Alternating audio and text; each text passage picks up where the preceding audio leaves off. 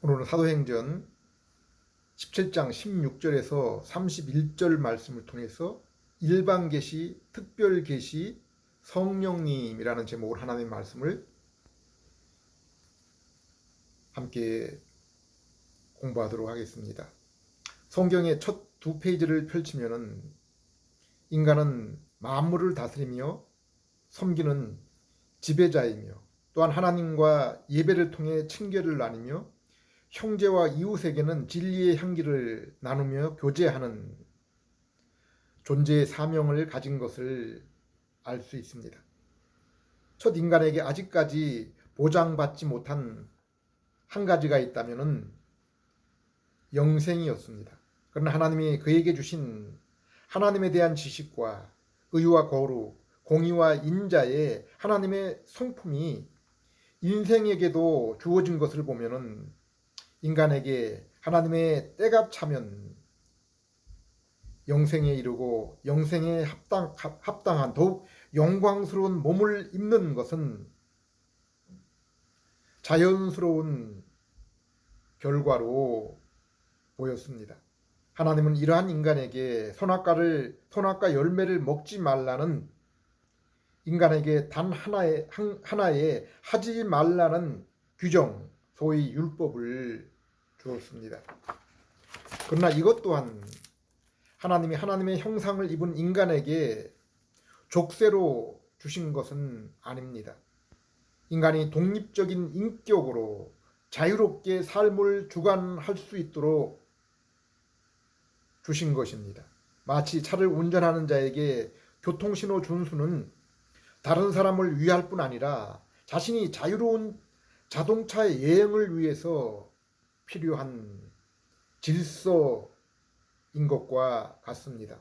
하나님은 분명 세상의 창조자요 또한 창조된 세계를 유지하시는 주관자, 섭리자이십니다.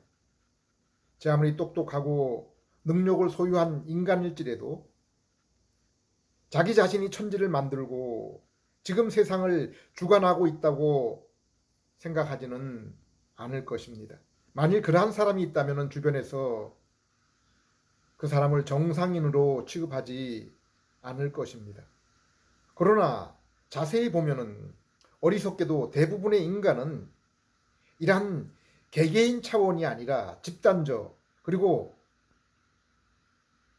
존재적으로 인간이 세상의 창조자요 주관자로 여기고 있습니다. 신을 부정하는 대부분의 현대 유물론자, 진화론자들은 인간을 만물의 최고의 위치에 있는 주관자, 승리자로 여기고 있는 것입니다. 또한 자신에게 함께 속한 후배 인류가 언젠가는 마침내 그들의 뛰어난 지혜와 지식으로 모든 질병, 장애물, 죽음을 정복하고 뛰어넘을 것이라 굳게 믿는 그러한 믿음과 확신마저 가지고 있습니다. 그러나 정상적인 하나님의 형상으로 인한 신에 대한 지식과 인격을 지닌 인간이라면 자신의 존재의 본질을 올바로 알고 있는 것이 얼마나 커다란 복이며 그 안에서 사는 것이 가장 커다란 자유임을 참된 자유임을 인정하지 않을 수가 없는 것입니다. 또한 하나님은 고린도전서 3장 21절 22절에 인생에게 바로 우리에게 만물과 세상에 나타난 모든 가르침이 다 우리에게 속한 우리의 것이라고 말씀했습니다. 그러므로 인생에게 속하지 않은 것은 오직 하나님 한 분밖에는 없는 것입니다. 뿐만 아니라 선악과를 따먹고 하나님을 창조자, 주관자, 곧 인생의 주인이심을 부인한 인간에게 다시 한번 우리 하나님이 되어주시고 인생의 존재 목적인 인간이 하나님과의 교제로 인한 영광을 돌려드리는 그러한 존재되도록 하시기 위해서 하나님은 자신의 아들을 십자가에 내어주시고 또 성령님을 그 아들을 통해서 죽은 인생의 영혼에 보내주심은 하나님이 인생을 회복시키시기 위해서 자신의 모든 것을 내어주신 것입니다. 예수님은 요한복음 17장 24절에 우주 만물이 존재하기 전 스스로 계신 성부, 성자, 성령 삼위일체 하나님이 나누셨던 부족함이 없고 더 이상 기쁠 수 없는 최상위 인격 간의 이 놀라운 교제에 죄인인 우리가 참여하게 될 것임을 알려주셨습니다.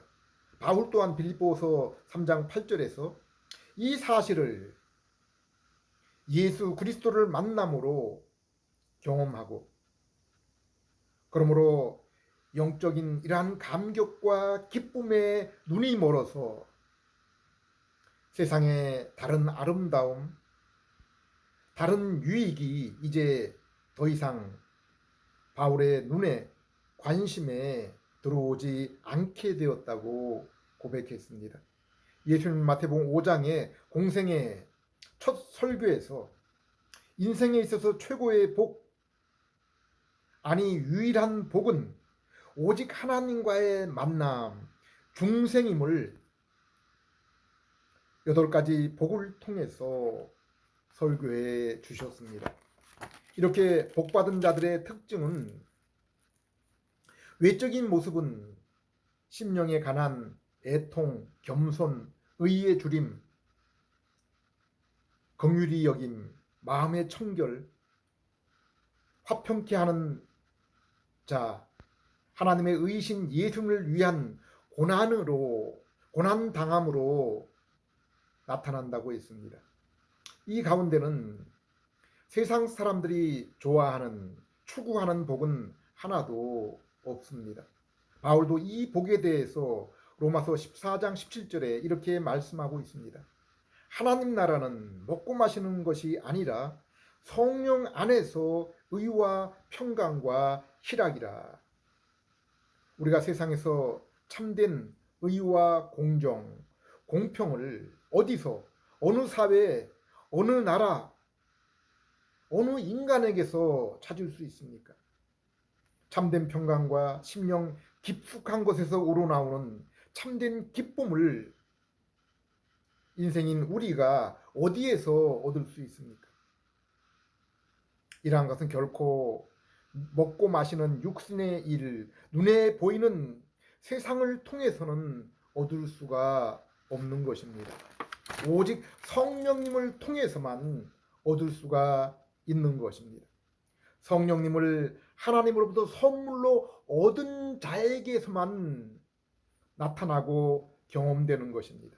그러므로 하나님이 사랑하는 그의 백성 자녀에게 주시는 참된 선물은 오직 성령님 하나뿐인 것입니다. 성령님을 모신 곳이 참된 예배가 있는 성전이며 또한 하나님의 나라입니다. 성도 안에 오셔서 영원토록 거하시는 성령님은 성부 하나님의 손으로부터 나와서 그리고 성령으로 잉태되시고 성령을 통해 공생의 사역을 감당하시고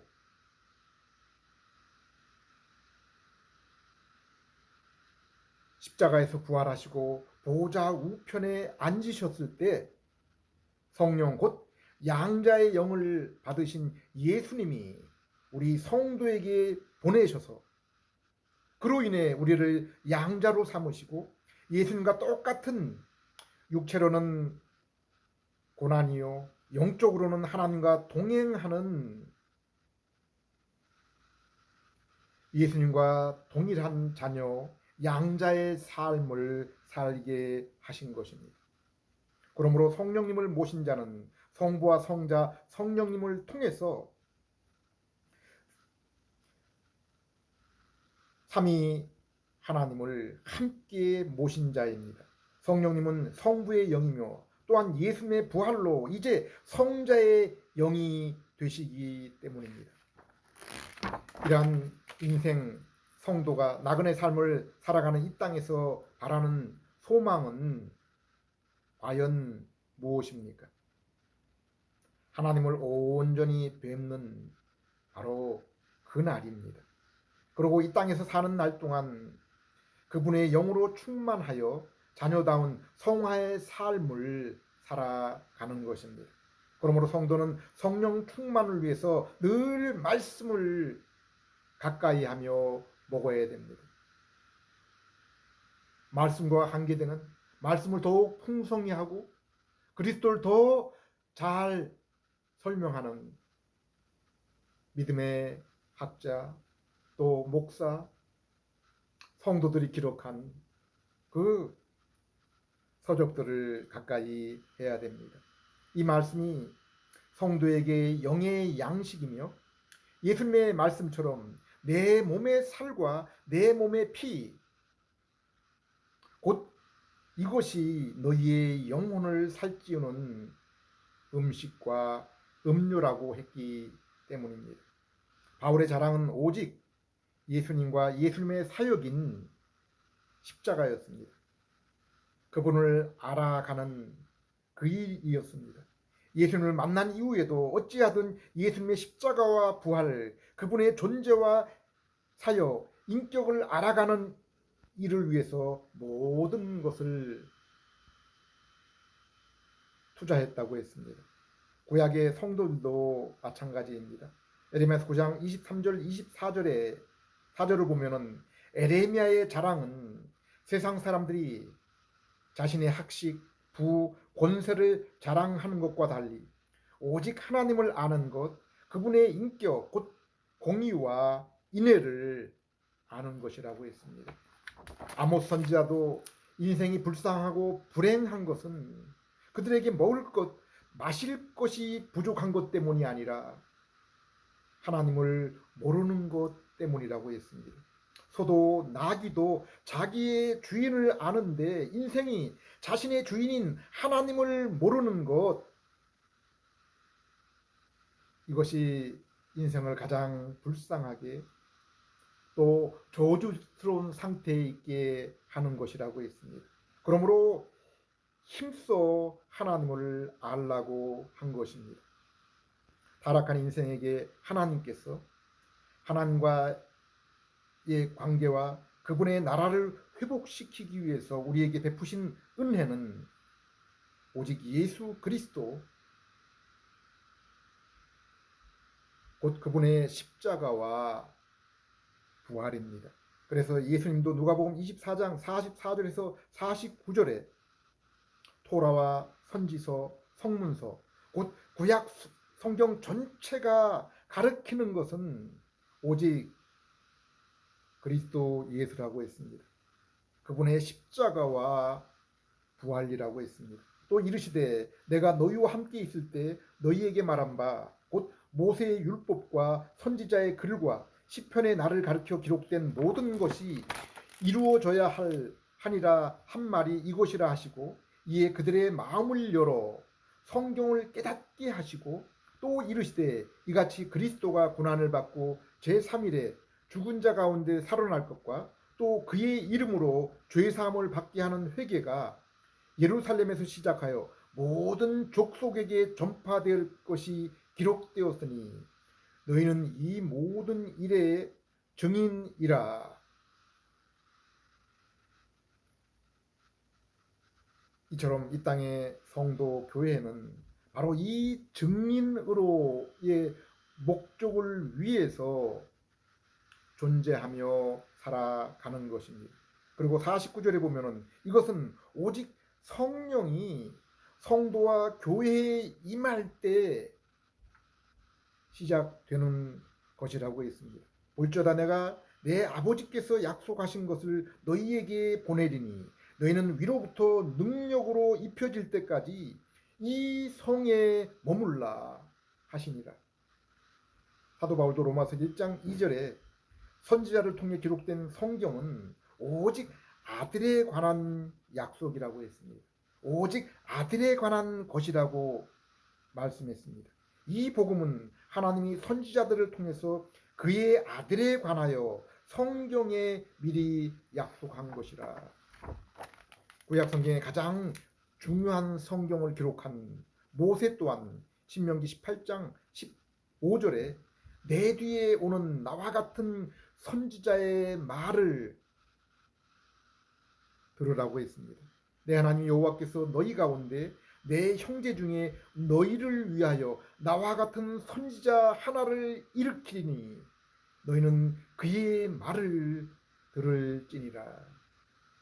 우리는 구약 성경을 신약 성경과 비교할 때 옛 언약, 곧 율법이라고 부릅니다.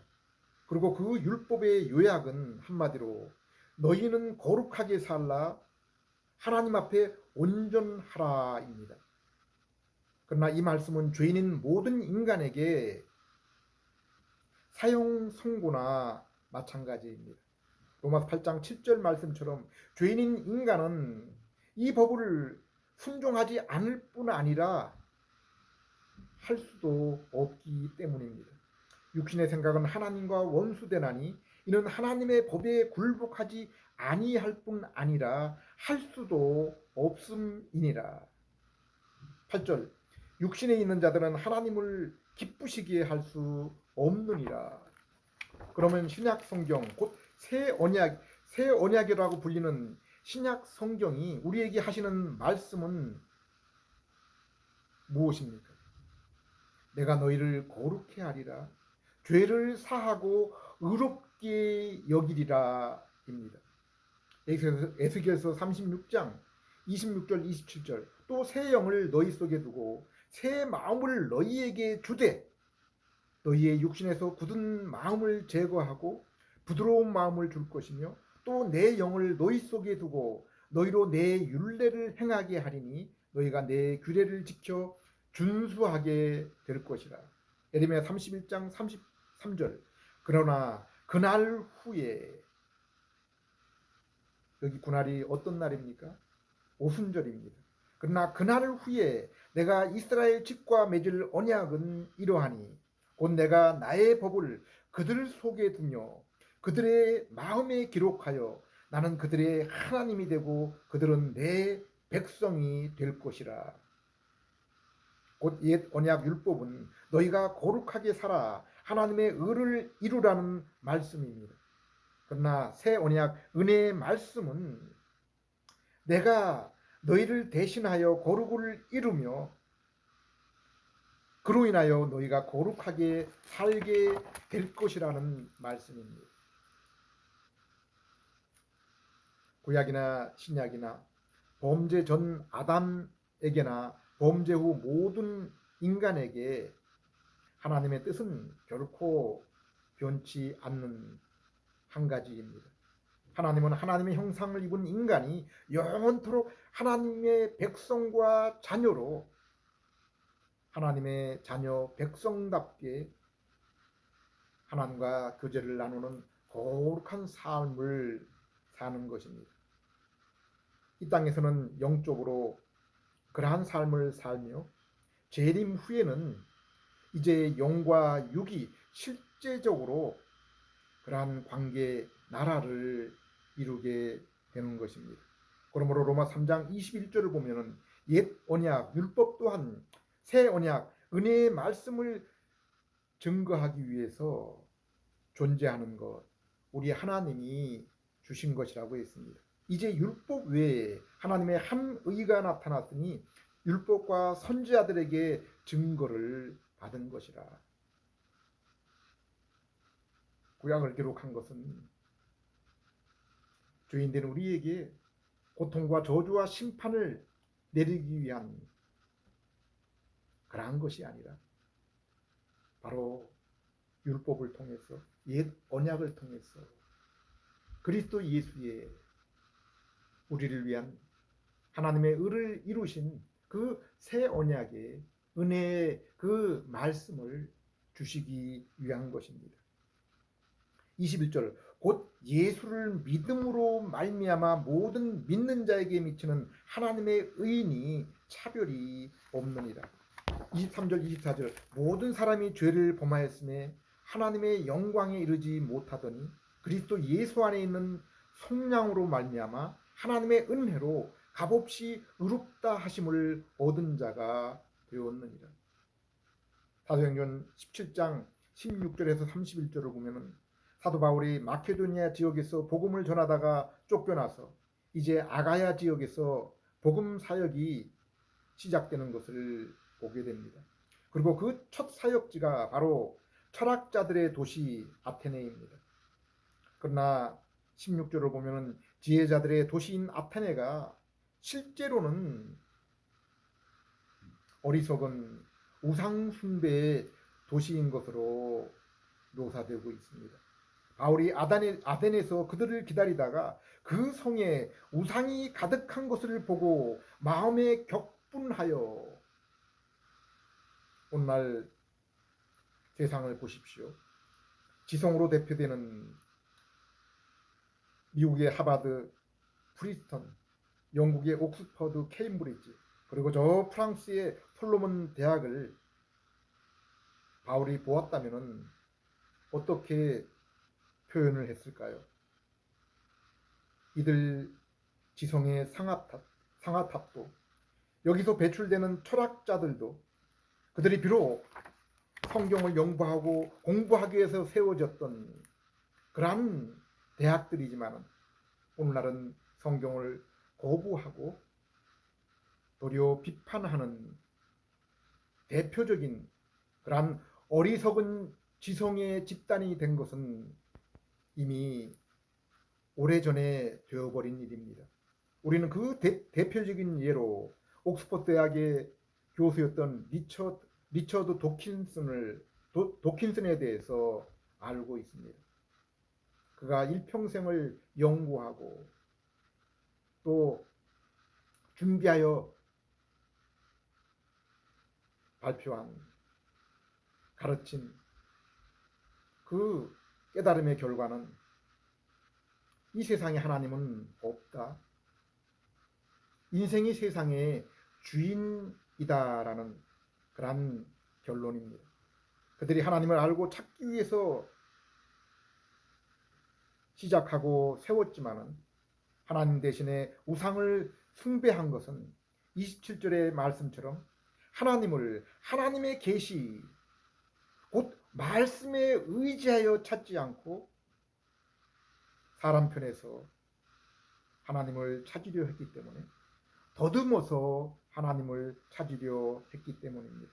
이는 사람으로 하나님을 혹시 더듬어 찾아 발견케 하려 하심이로되 우리는 이러한 모습을 로마서 1장 18절 이후에서도 발견할 수 있습니다. 우리는 피카소나 이중섭 같은 유명 화가의 작품이 진품인지 아닌지 감별하는 감별사들의 얘기를 가끔 듣습니다. 그리고 그 감별사들 또한 실수와 오류가 있어서 진품에 대해서 번복하는 그러한 일들을 종종 보게 됩니다. 하나님은 분명 하나님이 만드신 창조 세계, 하나님이 주관하시는 세계의 역사를 통해서 그분 자신을 나타내 보이십니다. 우리는 이것을 일반 계시, 자연 계시라고 부르기도 합니다. 그리고 이러한 계시를 통해서 이러한 일반 계시를 통해서 나타나는 하나님의 모습을 통해서 인간의 죄에 대한 심판의 두려움으로 죄를 억제하고 저지하고 그러므로 마지막 날까지 곧 하나님이 구원하실 자들을 다 구원하실 그날까지 세상을 보존케 하시려는 뜻을 최초로 노아를 통해 나타내시고 무지개의 언약을 주셨습니다. 로마서 1장 19절 20절 이는 하나님을 알만한 것이 그들 속에 보임이라 하나님께서 이를 그들에게 보이셨느니라. 창세로부터 그의 보이지 아니하는 것들 곧 그의 영원하신 능력과 신성이 그가 만드신 만물에 분명히 보여 알려졌나니 그들이 핑계하지 못할 것이라. 우리가 알고 있는 어떤 나라도 비록 어떤 독재국가, 강제 종교의 나라라 할지라도 십계명의 두 번째 돌판에 나타난 인간 사회 윤리 규정에서 벗어난 법을 제정하는 나라는 없습니다. 어른 공경, 살인, 간음 금지, 도둑질, 거짓, 탐욕을 장려하고 부추기는 나라와 정부는 이 땅에 없습니다. 만일 그러한 법을 만든다면 그러한 나라는 결코 오래가지 못하고 스스로 분쟁으로 부패로 자멸하는 사회가 될 것이기 때문입니다. 그러므로 성경은 정부 위정자를 하나님이 보내신 종으로 여기고 성도들 또한 그들의 법에 순종하라고 한 것입니다. 그러나 조금 전 로마서 8장 7절 8절에서 언급한 것처럼 죄성을 지닌 인간의 마음은 스스로는 그것을 따르고자 하는 마음이 없다고 했습니다. 로마서 8장 1절 2절에는 오직 하나님의 특별 계시를 따라 성령님이 죄인인 그들 가운데 임하게 될 때 죄인된 인간이 비로소 성품이 변하고 가치관이 바뀌게 되어 참다운 도덕과 윤리의 삶을 살게 되는 것입니다. 4절 육신을 따르지 않고 그 영을 따라 행하는 우리에게 율법의 요구가 이루어지게 하려 함이라. 성령이 성도 개개인의 심령에 함께 하시고 주관하시게 될 때 율법의 요구를 이룰 수 있는 그 마음의 성향, 인격이 된다는 것입니다. 3절 만일 너희 속에 하나님의 영이 거하시면 너희가 육신에 있지 않고 영에 있나니 누군지 그리스도의 영이 없으면 그리스도의 사람이 아니라. 오직 성령이 임하게 될 때 마귀를 아비로 따르던 죄성을 가진 인간이 그리스도를 주인으로 따른 의의 거룩한 삶을, 진리의 삶을 살게 되는 것입니다. 그렇다면 이러한 일반 계시만 있는 이방인과 달리 특별 계시인 성경을 가지고 있는 유대인들의 모습은 어떠했습니까? 17절 회당에서는 유대인과 경건한 사람들과 또 장터에서는 날마다 만나는 사람들과 변론하니. 여기 유대인들의 회당은 오늘날 그리스도인들의 예배당과 같은 역할을 하던 곳입니다. 안식일마다 구약 성경을 읽고 설교자의 해석과 교훈, 강론이 이루어진 것입니다. 그런데 그들 또한 이방인 철학자들과 마찬가지로 바울이 전하는 예수님과 부활의 증거에 거부 반응을 나타냈습니다. 유대인들은 예수 그리스도에 관하여 기록된 구약 성경을 가지고 있었지만은 예수 그리스도에 관하여 무지하여 거부했습니다. 사도들은 구약 성경은 예수 그리스도에 대해서 모형과 상징, 그림자로 설명하고 있습니다. 그러므로 성경이 아예 없던 이방인보다는 나았지만은 모형과 그림자로는 예수 그리스도를 알기가 충분치 않았습니다. 그러나 무엇보다도 중요한 것은 성령님의 역사입니다. 구약 성도는 성경을 통한 하나님의 그리스도에 관한 희미한 음성과 그림자를 통해서도 믿음으로 구원을 얻은 자들입니다. 그러나 예수님 부활 승천하신 후에 오늘날 시대는 어떻습니까? 30절 31절 알지 못한 시대는 하나님께서 눈 감아 주셨지만 이제는 어디에서나 모든 사람에게 회개하라고 명하십니다. 그것은 하나님께서 세계를 공의로 심판하시는 날을 정해 놓으셨기 때문입니다. 하나님께서는 자기가 정하신 사람을 내세워 심판하실 터인데 그를 죽은 사람 가운데서 살리심으로 모든 사람에게 믿을 만한 증거를 주셨음이라 하니라. 보십시오. 오늘날은 신구약 완성된 66권의 성경이 주어졌습니다. 그리고 오순절 부활하신 예수님께서 새 생명과 깨달음을 위한 영을 보내어 주셨습니다. 그러므로 예수님은 마태복음 11장 11절에서 이 땅에 있던 선지자 가운데 세례 요한보다 큰 자가 없지만은 천국에서는 극히 작은 자라도 그보다 크니라라고 말씀했습니다. 우리는 지금 모세, 아브라함, 세례 요한이 보지 못했던 예수님의 이 땅에 오신 십자가, 부활, 그리고 그로 인한 성령님의 오심을 보고 듣고 체험하는 시대에 살아가고 있습니다. 믿는 자에게 이미 마음과 심령으로 천국, 곧 성령님이 임했고 날마다 그 나라와 하나님의 친교를 맛보며 그리스도를 알고 닮음에 따라 더욱 풍성하게 이것을 경험하며 살아가고 있는 것입니다. 그러므로 성도의 소망은 이 땅의 성도의 소망은 온전한 그날을 사모하며 또한 이 땅에서는 성령님을 모신 양자된 그리스도와 같은 자녀로 회복된 하나님에 대한 지식과 거룩한 인격을 따라 예수님을 알고 그 인격을 더욱 닮아가기를 힘쓰며 살아가게 되는 것입니다. 곧 성령 세례 임재를 누린 성도는 이제 성령의 충만으로 더욱 그리스도와 같은 모습으로 지식과 인격의 자라남을 사모하기 때문입니다. 성도는 말씀의 충만이 성령의 충만임을 알고 하나님의 계시, 예수님의 몸과 피인 영의 양식인 말씀을 사랑하고 묵상하는, 그러므로 성령님의 인도와 충만의 삶을 살아가는 자들인 것입니다. 기도하겠습니다. 하나님 아버지, 특별 계신 성경과 성령님을 통해서 하나님을 만날 수 있게 해주심을 감사드립니다. 또한 피조세계를 보면서 더욱더 풍성하게 우리 주님을 배우게 해주심을 감사드립니다.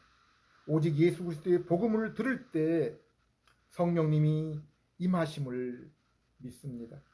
오순절 사도와 성도들처럼 이 시간도 성령님의 임함을 간절히 사모하는 저희들 되게 해 주시옵소서. 또한 성령님이 임한 성도에게 성령의 충만으로 자녀다운 성숙한 모습, 삶을 원하오니 말씀과 예수님에 대한 사모함으로 주님에 대한 지식과 인격의 자라남이 있게 해주셔서 하나님께 영광을 돌리며 또 증인으로 이 땅을 살아가는 그러한 성도의 온전한 삶이 되어질 수 있도록 인도해 주시옵소서. 예수님 이름으로 기도드립니다.